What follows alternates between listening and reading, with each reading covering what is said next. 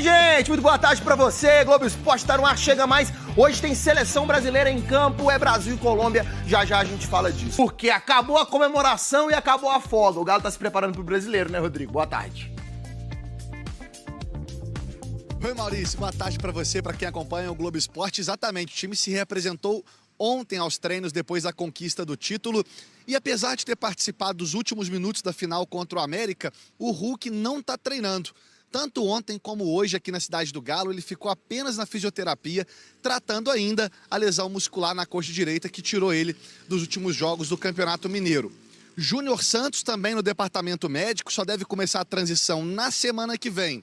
Dos liberados, Palácios, treinando normalmente à disposição do técnico Cuca. E o zagueiro Vitor Hugo, que chegou do Bahia, também está participando dos treinos normalmente e já está inscrito no BID, ou seja, pode estrear pelo Galo já na primeira partida do Brasileirão no próximo sábado contra o Grêmio. Maurício. Tá certo, muita informação. Rodrigo, muitíssimo obrigado pra você também, bom trabalho. Bora falar do Galo, né? Jogadores voltando aos treinos na parte da manhã de hoje.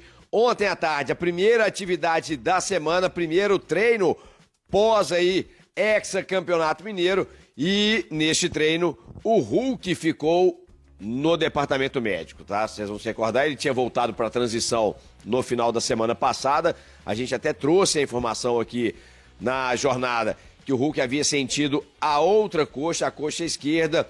Participou ali de alguns minutos só mesmo para entrar, fazer a festa para a torcida, levantar a taça, mas segue em tratamento. Aquela transição deu uma paradinha, vai tratar e a expectativa é que o Hulk possa estar à disposição já para as estreias contra o Grêmio e contra o Cienciano no Campeonato Brasileiro e na Copa Sul-Americana. Para isso vai depender da evolução do tratamento e, claro, o Hulk a gente sempre espera o tratamento um pouquinho mais rápido. Quem segue na transição é o Brian Palácios e quem deve entrar numa transição no momento breve é o Júnior Santos, atacante que já há mais de um mês vem tratando de uma lesão no tendão da panturrilha. O Júnior Santos está em reta final. O Atlético, ao mesmo tempo, ele faz o trabalho de tratamento e também de condicionamento físico do Júnior Santos, já que ele chegou bem aquém dos demais companheiros, até porque teve um período de férias que terminou mais tarde, porque também participou do Intercontinental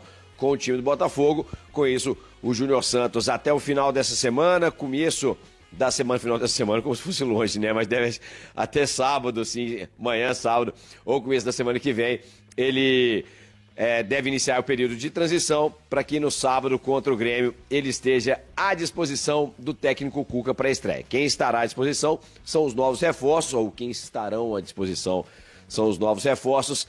Também o João Marcelo, atacante, o Vitor Hugo, zagueiro, e também zagueiro Ivan Roman. Beleza? Vamos falar mais do Galo. Primeiro vou dar... Fica ligado.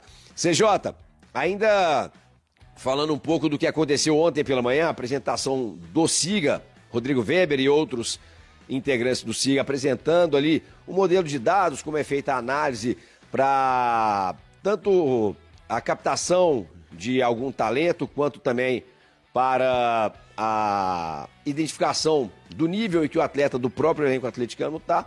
Uma entrevista não, né? Um bate-papo bem legal com o gerente do Siga, o Rodrigo Weber, aliás, bem legal e necessário, que a gente já cobrava há 1000 anos. Graças ao Dodô, Domênico Berg, a gente pôde ter essa conversa com esse setor que é muito estratégico do Galo, explicando e tirando várias dúvidas a respeito aí de contratações, como é feita principalmente essa questão aí das contratações de jogadores, tá?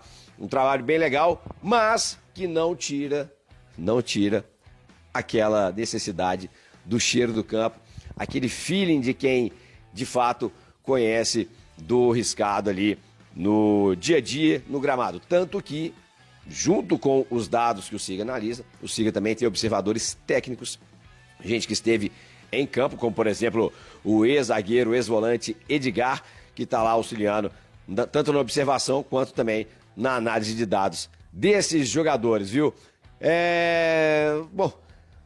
Infelizmente nem tudo sai como eles próprios planejam. Por exemplo, o Weber disse que quando trouxe o Palácios, o número 1 da lista era o Gabriel Peck, mas por uma questão de grana, meu filho, o Peck custava 10 milhões, o Palácios custou 3, era o orçamento que o Galo tinha, veio o Brian Palacios. Que o Palacios se torne Pelécios, hein? Que esses 3 milhões virem 10 pro Atlético revender. Um abraço, amanhã eu tô de volta, eu fui.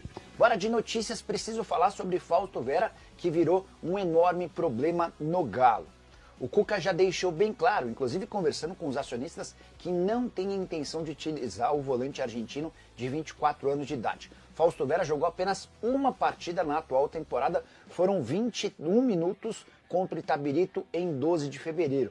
Ainda foi relacionado para outros 8 jogos, mas não saiu do banco de reservas. Por outro lado, Rafael Menin, Rubens Menin, Ricardo Guimarães, os caras do dinheiro gostariam que o atleta fosse mais utilizado para que o Atlético tivesse condição de revender esse jogador, garantindo ou recuperando parte dessa grana investida. Esse impasse não deve ser resolvido de forma tão simples e é possível que o Atlético precise negociar o Fausto Vera por empréstimo, torcendo que ele tenha esses minutos em outro clube para que mais para frente possa recuperar esse investimento. Um jogador que foi comprado pelo Galo a pedido do Diego Milito, mas que já no Corinthians havia causado péssima impressão. Ele é um dos poucos volantes argentinos sem raça, sem brio, sem determinação. E aí fica bem difícil jogar, especialmente num time intenso como o do Cuca.